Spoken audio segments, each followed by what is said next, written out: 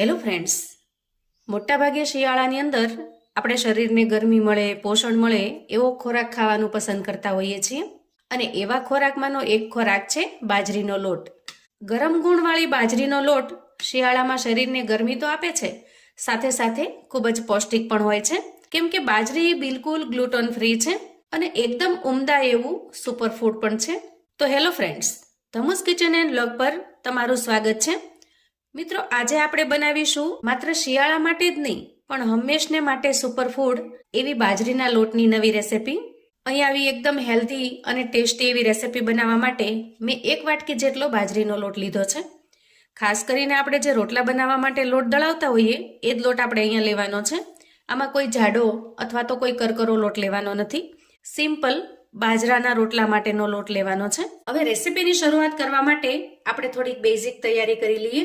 એના માટે gas on કરી ગેસ ઉપર એક નાનું પેન મૂક્યું છે. એના અંદર આપણે 1 ચમચી જેટલી આખી મેથી ઉમેરીશું. અહીંયા ગેસની ફ્લેમને ધીમી રાખી આપણે આ મેથીના દાણાને શેકી લેવાના છે. હવે જુઓ, થોડી વારમાં જ દાણા સરસ રીતે શેકાઈ ગયા છે. તો અહીંયા શેકાયેલા દાણાને એક પ્લેટમાં કાઢી લઈએ અને થોડા ઠંડા થવા દઈએ. હવે મેથી દાણા થોડા ઠંડા થાય એટલે આપણે એક મિક્સર જારમાં ટ્રાન્સફર કરીશું અને ત્યાર પછીથી 2 ચમચી જેટલા શેકેલા ચણા ઉમેરીશું. અહીંયા બજારમાં જે આ રીતના ચણા આવે છે, શેકેલા ચણા, એના ફોતરા કાઢી અને મેં તૈયાર કરેલા છે, તો આપણે અહીંયા એ ઉમેર્યા છે. અને સાથે સાથે ઉમેરીશું અડધી ચમચી જેટલો સૂંઠનો પાવડર. અહીંયા તમે સૂંઠ પીપરી મૂળ બંને ભેગા કરીને પણ ઉમેરી શકો છો, પણ મારી પાસે આજે સૂંઠનો પાવડર અવેલેબલ છે એટલે ઉમેરું છું. હવે ઢાંકણ ઢાંકી આ બધી જ વસ્તુને સરસ રીતે પીસી લઈએ. તો જુઓ, આ રીતે આપણે એકદમ સરસ ફાઇન પાવડર બનાવી લીધો છે અને એના અંદર મેથી દાણા પણ બિલકુલ આખા ભાંગાર્યા નથી. છતાંય જો તમને એવું લાગે તો એક વખત ચાળીને પછી ઉપયોગમાં લેવાનો. હવે તૈયાર કરેલા મિશ્રણને આપણે એક પ્લેટમાં કાઢી લઈએ અને હવે આગળની તૈયારી માટે આપણે ગેસ તરફ જઈશું. અને હવે ગેસ ઓન કરી ગેસ ઉપર આપણે એક કડાઈ મૂકીશું અને જે વાટકીના માપથી આપણે બાજરીનો લોટ લીધેલો છે એ જ વાટકીના માપથી મેં અહીંયા પોણી વાટકી જેટલું ચોખ્ખું ઘી લીધું છે. તો અહીંયા પોણી વાટકીમાંથી થોડું ઘી વધારીશું, બાકીનું ઘી નાખી દઈશું. જો આટલું ઘી છે એ આપણે બાકી રાખીશું, જરૂર પડે તો આપણે એનો આગળ ઉપયોગ કરીશું. અને કડાઈમાં ઉમેરેલા ઘીને સરસ રીતે મેલ્ટ થવા દઈએ. ઘી મેલ્ટ થઈ જાય એટલે આપણે તૈયાર રાખેલો બાજરીનો લોટ ઉમેરી દઈએ અને સારી રીતે મિક્સ કરી લઈએ. અહીંયા લોટ ઉમેર્યા પછી જો મિશ્રણમાં ઘીનું પ્રમાણ ઓછું લાગે તો થોડું ઉમેરવાનું. એટલે થોડું ઘી મને ઓછું લાગે છે તો 1 ચમચી જેટલું ઘી હું અહીંયા ઉમેરું છું અને સારી રીતે મિક્સ કરી લઈશું. અહીંયા બાજરીના લોટને આપણે ઘીની અંદર ખૂબ સરસ રીતે શેકી લેવાનો છે. તો રેસિપી બનાવવા માટે કડાઈની પસંદગી જાડા તળિયાની કરવી અથવા તો નોનસ્ટિક પેનનો ઉપયોગ કરવો, જેથી તળિયે ચોંટી ન જાય. અને ગેસની ફ્લેમને આપણે એકદમ સ્લો રાખીશું, કેમ કે બાજરીનો લોટ ખૂબ ઝડપથી બળવા લાગશે. મોટાભાગે શિયાળાની અંદર આપણે આરોગ્યવર્ધક વસાણા ખાતા હોઈએ અને વળી શિયાળામાં સાંધા ન દુખે, શરીરની બીજી કોઈ પણ તકલીફ ન થાય એના માટે અમુક વસાણા પણ બનાવતા હોઈએ છીએ. આજની રેસિપી પણ એવી સરસ હેલ્ધી બનીને તૈયાર થશે. જો અહીંયા ધીરે ધીરે લોટ શેકાઈ રહ્યો છે. લોટને શેકાતા બિલકુલ વાર નહીં લાગે. અંદાજે 2 મિનિટની અંદર તો ખૂબ સરસ રીતે શેકાઈ જશે અને જ્યારે શેકાશે ત્યારે એના અંદર સરસ સુગંધ પણ આવે છે. તો આ રીતે થોડું શેકાઈ જાય ત્યારે આપણે તૈયાર કરેલું મિશ્રણ ઉમેરી દેવાનું છે અને સારી રીતે મિક્સ કરી લેવાનું છે. આની અંદર તમે થોડો ગુંદર તળીને પણ ઉમેરી શકો છો, પણ આજની રેસિપી હું નાના મોટા સૌ ખાઈ શકે એવી બનાવી રહી છું, જેથી એના અંદર કશું દાંતે ન ભરાય, દાંતે ન ચોંટે એ રીતની બનાવું છું. અંદાજે આ રીતે મિશ્રણ ઉમેર્યા પછી 1 મિનિટ આપણે સારી રીતે શેક્યું છે. ટોટલ 3 મિનિટ જેટલું આપણે આ લોટને શેકતા થયો છે અને 3 મિનિટની અંદર લોટ સરસ રીતે શેકાઈ ગયો છે. હવે મિશ્રણ ખૂબ સરસ રીતે તૈયાર થઈ જાય અને આ રીતે એનો થોડો કલર ચેન્જ થઈ જાય એ સમયે પોણી વાટકી જેટલો મેં અહીંયા સમારેલો દેશી ગોળ લીધો છે. તમને જો વધારે ગળ્યું ફાવે તો તમે ગોળનું પ્રમાણ થોડું વધારી શકો છો. તો તૈયાર કરેલા ગોળને આપણે મિશ્રણમાં ઉમેરીશું. ગેસની ફ્લેમને અત્યારે આપણે બંધ કરી દેવાની છે અને બંધ કરેલી ગેસની ફ્લેમ ઉપર જ ગોળને સારી રીતે મિક્સ કરી લેવાનો છે. હવે જુઓ, શિયાળાને લીધે મિશ્રણ ઝડપથી ઠંડુ થવા લાગે છે. તો જો બહુ વધારે ઠંડુ થઈ ગયું હોય તો થોડી વાર માટે ગેસ ફરી ચાલુ કરવાનો અને કડાઈને ગેસ ઉપર મૂકી આ રીતે મિક્સ કરી લેવાનું. જેમ જેમ ગોળ મિક્સ થતો જશે એમ એમ મિશ્રણ ઘાટું થતું જશે અને આ રીતે બધો જ ગોળ સરસ રીતે મિક્સ થઈ જાય એટલે જો ગેસ ચાલુ કર્યો હોય તો ગેસને બંધ કરી દેવાનો અને કડાઈને નીચે ઉતારી લેવાની. હવે આવી કોઈ ડીશ કે પ્લેટ લઈશું અને તૈયાર થયેલા મિશ્રણને એમાં ટ્રાન્સફર કરીશું અને ત્યાર પછી સ્પેચ્યુલાની મદદથી આ રીતે એકદમ સરસ સેટ કરી દઈશું. તો મિત્રો, આપણે આજે બનાવી છે એકદમ ટેસ્ટી એવી મેથી બાજરીની સુખડી. મોટાભાગે આપણે ઘઉંના લોટની સુખડી બનાવતા હોઈએ છીએ. આ સુખડી ખાવાથી શરીરના સાંધાના દુખાવા દૂર થાય છે અને એકદમ હેલ્ધી એવી આ સુખડી શરીર માટે ખૂબ જ ફાયદાકારક છે. હવે પ્લેટને થોડી વાર ઠંડી થવા દેશું અને પછી સરસ મજાના પીસ કરી લઈએ. હવે જુઓ, મિશ્રણ થોડું ઠંડુ થયું છે, એ સમયે આપણે પીસ કરી લઈશું. અહીંયા તમને જે શેપમાં ફાવે એ રીતના પીસ બનાવીને તૈયાર કરી લેવાના. આ સુખડી બનતી વખતે એટલી સરસ સુગંધ આવે છે, કેમ કે ટેસ્ટમાં તો એટલી ગજબની બને જ છે, સાથે સાથે સ્વાસ્થ્ય માટે પણ ખૂબ જ ગુણકારી છે અને એટલી સરસ સુગંધ આવે છે કે આડોશ પાડોશના પણ પૂછશે કે તમારા ઘરે શું બની રહ્યું છે. રૂટીન આપણે જે ઘઉંના લોટની સુખડી બનાવીએ એના કરતા ટેસ્ટમાં બિલકુલ અલગ બને છે. ખૂબ જ હેલ્ધી અને ખૂબ જ ટેસ્ટી. આજે મેં ખાસ કરીને નાના બાળકો અને વૃદ્ધ લોકો ખાઈ શકે એ રીતે બનાવી છે, પણ જો આના અંદર તમે ઈચ્છો તો થોડું ડ્રાયફ્રૂટ્સ પણ ઉમેરી શકો છો. હવે પીસ થઈ ગયા પછી એને સરસ ઠંડી થવા દઈએ અને પછી હું તમને એનું ટેક્સચર બતાવું છું. એકદમ જોરદાર ગજબની ખૂબ જ લાજવાબ બને છે. હવે સુખડી એકદમ સરસ રીતે ઠંડી થઈ ગઈ છે, તો એમાંથી એક પીસ કાઢી અને આપણે ચેક કરી લઈએ. વાહ, જુઓ, જોતા જ મોઢામાં પાણી આવી જાય એવી સરસ દેખાઈ રહી છે અને એકદમ સરસ સોફ્ટ પણ બને છે. જુઓ, મોઢામાં મૂકતા જ પીગળી જશે અને જેને દાંતની હોય ને એવા વડીલો પણ ખાઈ શકશે એવી સરસ સોફ્ટ બને છે. જુઓ, તમારે જો આ રીતે સુખડીના બટકા ન કરવા હોય તો તમે મેથી બાજરીના લાડુ પણ બનાવી શકો છો. આવી એકદમ સરસ મજાની મેથી બાજરીની આ સુખડી તમને કેવી લાગી છે એ મને કોમેન્ટમાં ચોક્કસથી જણાવજો. અને હવે આપણે બાજરીના લોટમાંથી બનતી બીજી ખૂબ જ ટેસ્ટી એવી રેસીપી બનાવી લઈએ. આપણી આજની રેસીપી સ્વાદ સાથે ભરપૂર, એનર્જી અને પોષણ આપે એવી ટેસ્ટી બનશે. સ્વાદમાં એકદમ અલગ અને ખૂબ જ ટેસ્ટી એવા બાજરાના લોટના ખાટિયા ઢોકળા બનાવવા માટે સૌથી પહેલા આપણે અહીંયા 1 વાટકી જેટલો બાજરાનો લોટ લઈશું. આ બાજરાનો લોટ ખાસ કરીને આપણે જે રોટલા માટે દળાવતા હોઈએ એ લેવાનો છે અને મેં અહીંયા ચાળી અને ચોખ્ખો કરીને લીધેલો છે. હવે તમે જે માપ પ્રમાણે બાજરાનો લોટ લીધેલો હોય એના ચોથા ભાગ જેટલો આપણે અહીંયા ચણાનો લોટ ઉમેરીશું. તો અહીંયા માપ માટે મેં આજે આ વાટકીને સેટ કરેલી છે.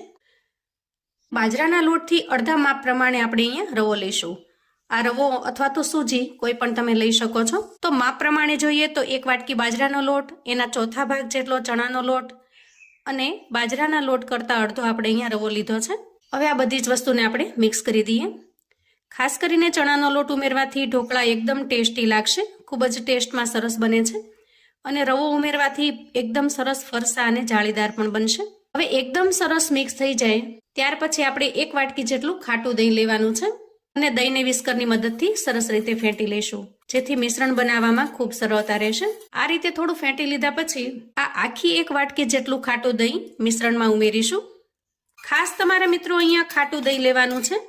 તમારી પાસે જો મોળું દહીં હોય તો તમે એની જગ્યાએ ખાટી છાશનો પણ ઉપયોગ કરી શકો છો.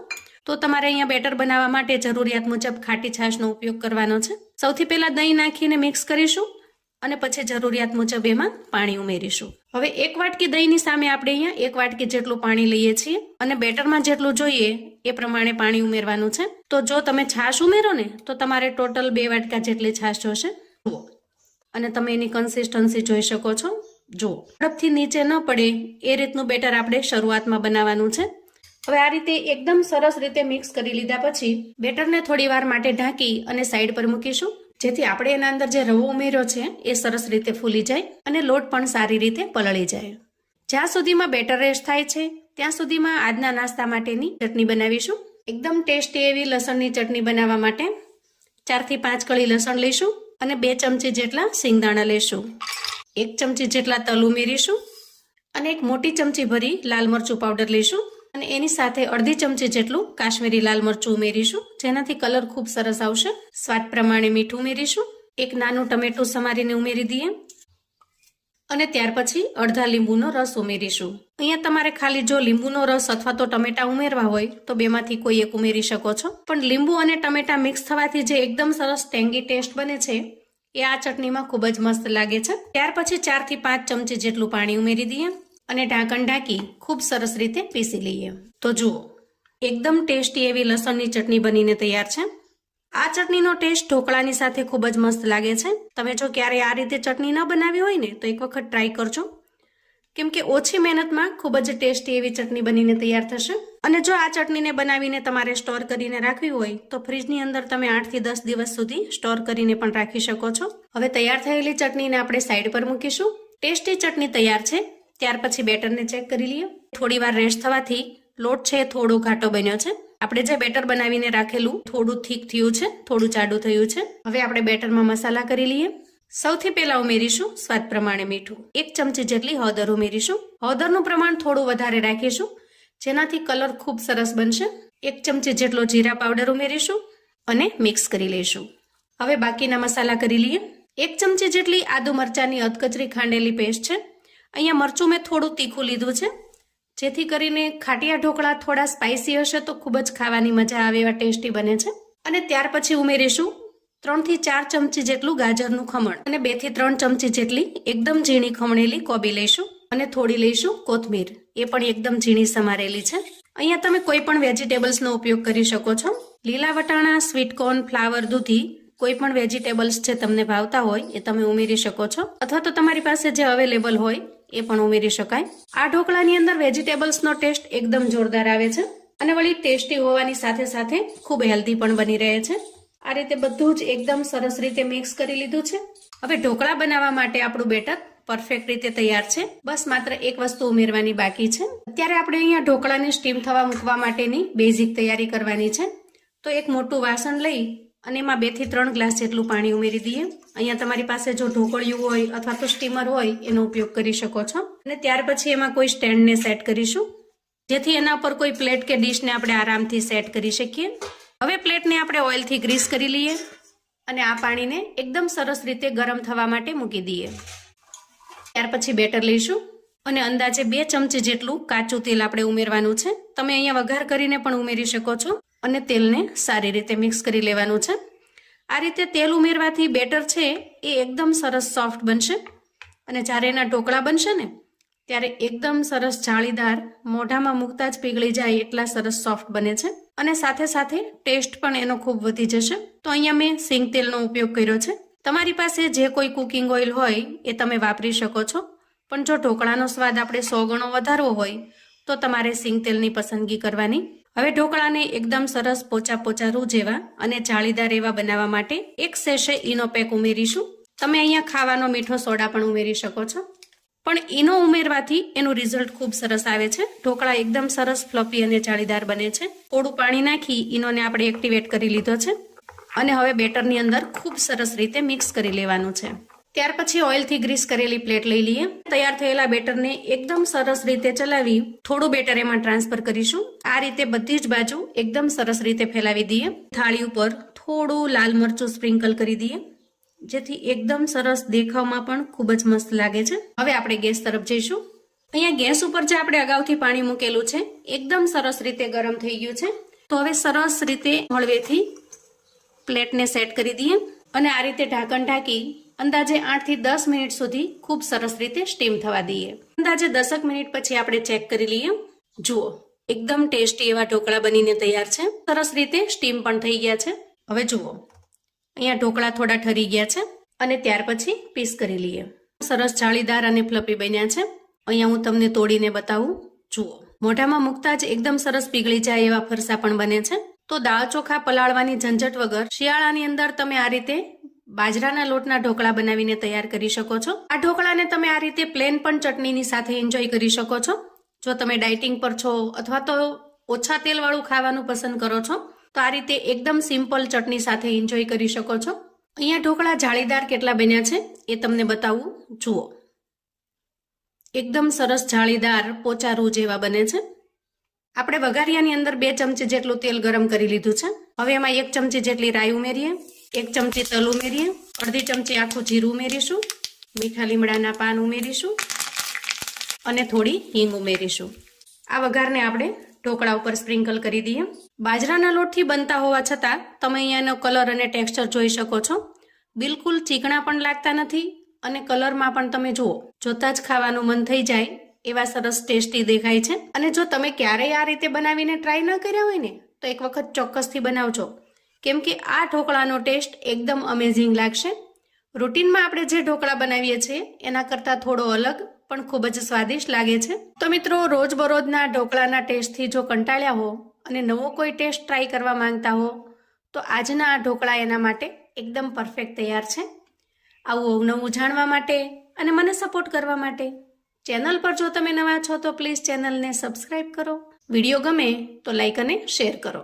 તમારા સગા સંબંધી મિત્રોને પણ આપણી આજની એકદમ ટેસ્ટી એવા ઢોકળાની રેસિપી ચોક્કસથી મોકલી આપજો, જેથી એ લોકો પણ બનાવીને તૈયાર કરી શકે, એન્જોય કરી શકે અને એના પરિવારને પીરસી શકે. કોમેન્ટમાં મને ચોક્કસથી જણાવજો મિત્રો કે આજની આ નવી રીતે ઢોકળા બનાવવાની રીત તમને કેવી લાગી છે. ફરી મળીશું એક નવી રેસિપી સાથે. ત્યાં સુધી આવજો મિત્રો.